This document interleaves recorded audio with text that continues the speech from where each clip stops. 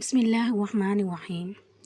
جب انسان کو کسی سے محبت ہو جائے تو اس کے بغیر ایک پل بھی گزارنا ممکن نہیں ہوتا۔ محبت انسان کو اتنا ہی اندھا کر دیتی ہے کہ پھر محبت کی سوا دنیا میں کچھ بھی دکھائی نہیں دیتا۔ میرے ساتھ بھی کچھ ایسا ہی ہوا۔ میری بیوی رابعہ میری زندگی تھی اور وہ پچھلے 2 دن سے میری آنکھوں سے اوجھل تھی۔ ان 2 دنوں میں مجھے ایک پل کا سکون بھی میسر نہیں ہو سکا اور جب مجھے رابعہ کے بارے میں معلومات ملی تو مجھے لگا کہ اب میں سانس بھی نہیں لے پاؤں گا۔ پچھلے 2 دن سے میں یہاں وہاں مارا پھر رہا تھا۔ میری بیوی رابعہ نہ جانے کہاں چلی گئی تھی۔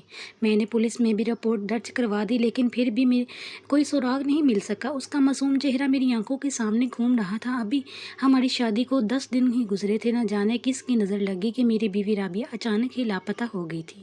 مجھے رابعہ سے بہت شدید محبت تھی اور ہم دونوں کی پسند کی ہی شادی تھی، لیکن میں نہیں جانتا تھا کہ ہمارا ساتھ بس یوں ہی کچھ دنوں کا تھا اور شادی کے 10 دنوں کے اندر ہی رابعہ اچانک غائب ہو گئی تھی۔ کہیں نہ کہیں مجھے اندازہ تھا کہ رابعہ کے غائب ہونے کے پیچھے کس کا ہاتھ ہے، لیکن مجھ میں اتنی ہمت نہیں تھی کہ میں اس بات کا اظہار کر سکتا۔ کیا کوئی ساس اپنی بہو کی نفرت میں اتنا بھی آگے جا سکتی تھی کہ وہ خود اپنی بہو کو ہی غائب کروا دے؟ لیکن شاید میری ماں نفرت میں اتنی اندھی ہو چکی تھی کہ نہ جانے میری بیوی کہاں تھی اور کس حال میں تھی۔ رابعہ ایک بہت سیدھی سادی لڑکی تھی جو پہلے ہی حالات کی ستائی ہوئی تھی۔ وہ زندگی بھر سکون کے لیے ترس کر رہ گئی تھی اور پھر جب ہم دونوں کی شادی ہوئی تو میری ماں نے اسے اپنانے سے صاف انکار کر دیا۔ یوں روزانہ ہمارے گھر میں میدان جنگ کا منظر پیش کرنے لگا اور شادی کے 10 دنوں کے اندر ہی گھر کا ماحول اس قدر تلخ ہو گیا کہ میں نے اپنی ماں سے بات کرنا ہی چھوڑ دی۔ رابعہ ہر وقت روتی رہتی، وہ اندر ہی اندر گھل رہی تھی، جبکہ میری ماں کی زبان پر ایک ہی بات ہوتی کہ رابعہ انہیں ایک آنکھ نہیں پاتی۔ میں نے ایک غلط لڑکی سے شادی کی ہے۔ شروع میں تو میں نے اماں کو سمجھانے کی بہت کوشش کی، لیکن اماں جب میری بات ماننے پر راضی نہ ہوئی تو میں نے اور رابعہ نے خاموش رہنا مناسب سمجھا۔ اور اب مجھے ایسا ہی محسوس ہو رہا تھا کہ رابعہ کی گمشدگی کے پیچھے کہیں نہ کہیں میری ماں کا ہی ہاتھ تھا اور وہ ہر وقت ہی رابعہ کے پیچھے پڑی رہتی تھی۔ میں نے کسی دفعہ ان سے پوچھا بھی رابعہ کہاں ہے، وہ مجھے بتا دیں، لیکن میرے اس سوال پر وہ ہمیشہ خاموشی سے مجھے گھور کر اپنے کمرے میں بند کر دیتی۔ دن بدن میری پریشانی بڑھتی جا رہی تھی، لیکن میری ماں کو اس بات کا شاید کوئی احساس نہیں ہوتا۔ رابعہ کے بغیر ایک پل گزارنا مشکل ہو چکا تھا۔ مجھ پر ایسا راز کھلا کہ میری دنیا ہی اجڑ گئی۔ مجھے آج بھی میری اور رابعہ کی پہلی ملاقات یاد ہے، جب وہ مجھے دفتر میں پہلی دفعہ نظر آئی۔ اس کی شرافت اور چکی نظروں نے مجھے بتا دیا کہ وہ خاندانی اور شریف لڑکی ہے۔ اسے دفتر میں آئے ہوئے 10 دن ہی گزرے تھے جب میں نے اچانک ایک دن اسے ایک کونے میں بیٹھے روتے ہوئے دیکھ لیا۔ اس کی بڑی آنکھوں میں آنسو دیکھ کر مجھے بہت زیادہ تکلیف ہوئی اور میں ایک انجانے احساس کے تحت اس کے پاس چلا گیا۔ مجھے دیکھ کر رابعہ نے جلدی اپنے آنسو پونچھ لیے اور سیدھے ہو کر بیٹھ گئی۔ میں نے اس سے کہا کہ وہ اپنا مسئلہ مجھے بتا سکتی ہے، میں ہر ممکن اس کی مدد کروں گا، لیکن رابعہ نے خاموشی اختیار کی اور مجھے بنا کچھ بتائے ہی اپنی جگہ پر واپس چلی گئی۔ اس دن کے بعد میں ہر وقت اس کے بارے میں سوچنے لگا کہ نہ جانے اسے ایسا کون سا مسئلہ درپیش تھا جس کی وجہ سے اس کی آنکھیں بار بار بھیگ جایا کرتی تھی۔ میں سارا وقت دفتر میں اس کے آگے پیچھے ہی گزرنے لگا۔ کچھ ہی دنوں میں نے رابعہ کو اس بات کا یقین دلا دیا کہ میں ایک شریف مرد ہوں اور اس کے دل سے احساس کرتا ہوں، اور اگر وہ مجھے اپنی تکلیف بتائے گی تو میں اس کی پریشانی ختم کر سکتا ہوں۔ یہ سن کر رابعہ پہلے تو ہچکچائی اور پھر آہستہ اس نے مجھے اپنی پریشانی کے بارے میں بتانا شروع کیا۔ رابعہ 8 بہن بھائیوں میں سب سے بڑی تھی اور اس کی ماں باپ باقی بہن بھائیوں کے ساتھ حیدرآباد میں رہتے تھے۔ رابعہ ملازمت کے سلسلے میں کراچی آ گئی تھی، لیکن کیونکہ ان کے گھر کے مالی حالات بہت زیادہ خراب تھے اور وہ اپنے باپ کا سہارا بننا چاہتی تھی، کراچی میں ان کے دور کے جاننے والے تھے جنہوں نے رابعہ کو جاب دلوائی اور ہاسٹل میں رہنے کا انتظام بھی کروایا تھا۔ اس طرح رابعہ نے کراچی میں اکیلے ہی ایک مشقت بھری زندگی کا آغاز کر دیا۔ رابعہ کے باپ کے لیے اب وہ صرف ایک پیسہ کمانے کی مشین بن چکی تھی اور ہر دن اس کا باپ اسے فون کر کے مزید پیسوں کا تقاضا کرتا۔ رابعہ کو سمجھ نہیں آ رہا تھا کہ وہ اپنی تنخواہ سے ہٹ کر علیحدہ سے پیسے کیسے بھیجے اور اس بات کو لے کر وہ مستقل پریشان رہتی تھی۔ میں نے رابعہ کو تسلی دی کہ وہ پریشان نہ ہو، میں ہر مہینے کچھ نہ کچھ اس کی مدد کر دیا کروں گا۔ یہ سن کر رابعہ نے صاف لفظوں میں انکار کر دیا کہ وہ کسی کا احسان نہیں لے سکتی۔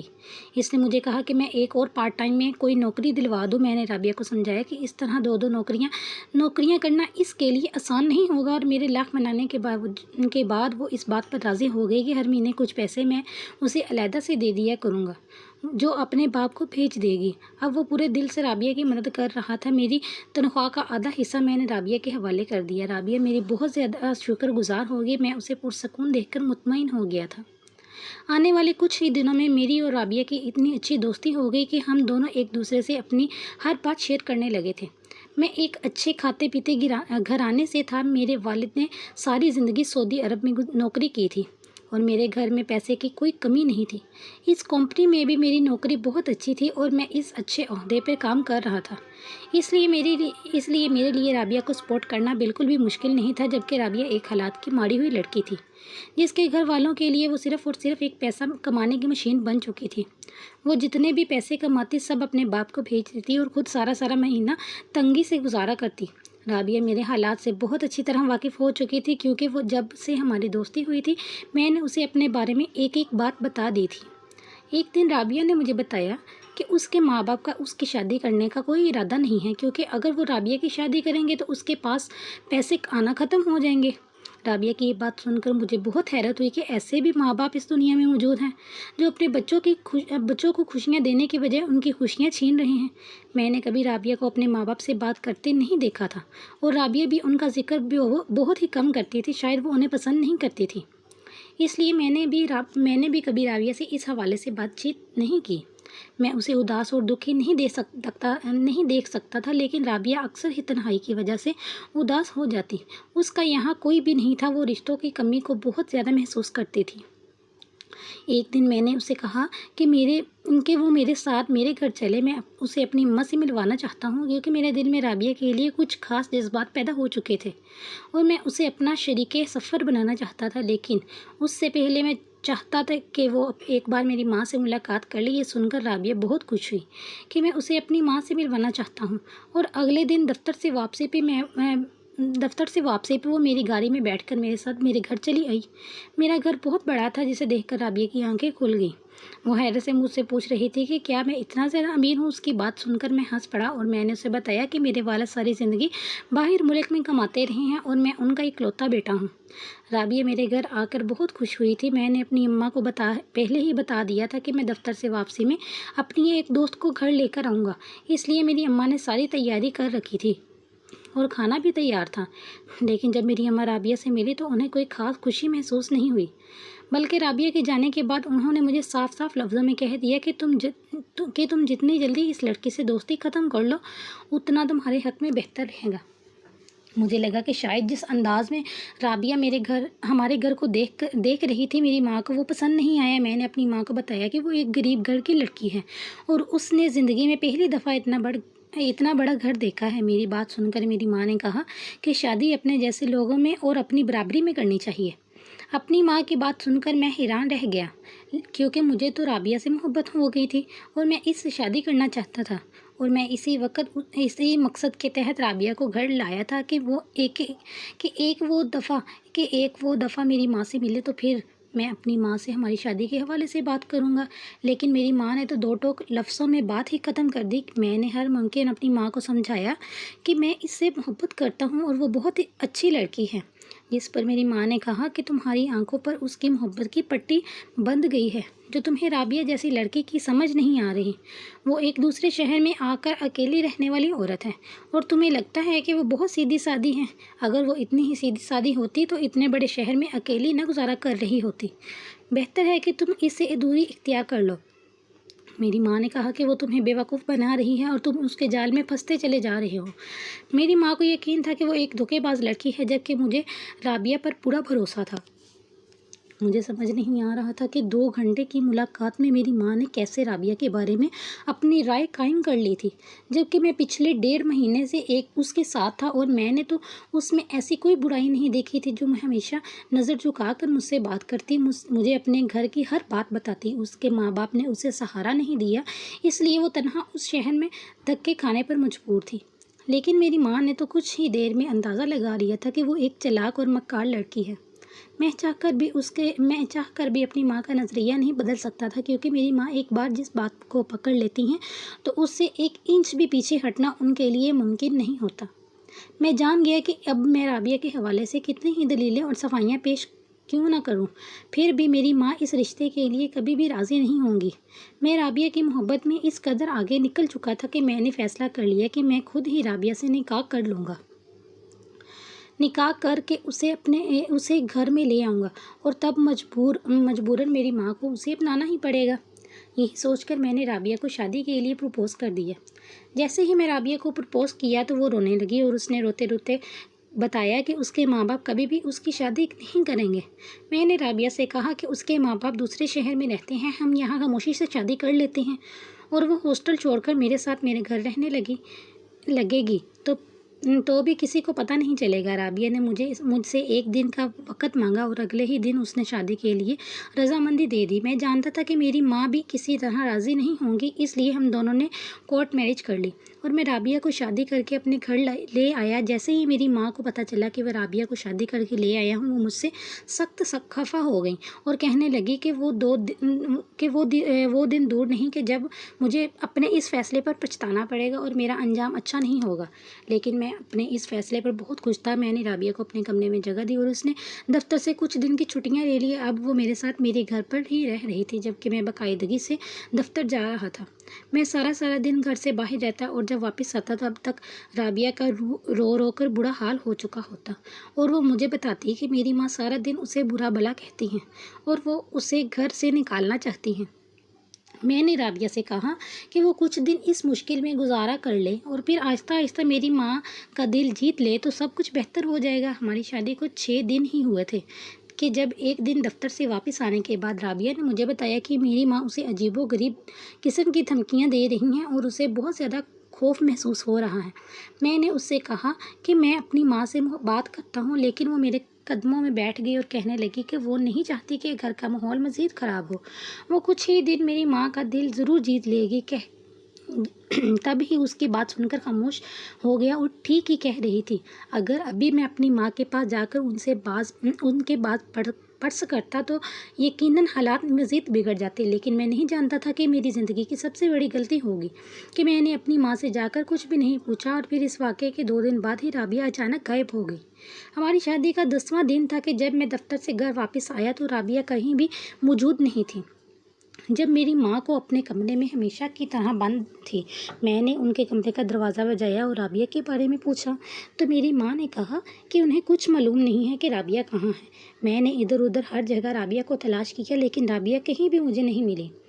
मैं जहाँ जहाँ उसे ढूंढ सकता था ढूंढ लिया, उसके पुराने हॉस्टल जाकर भी पता किया, लेकिन राबिया के बारे में किसी को भी कुछ मालूम नहीं था।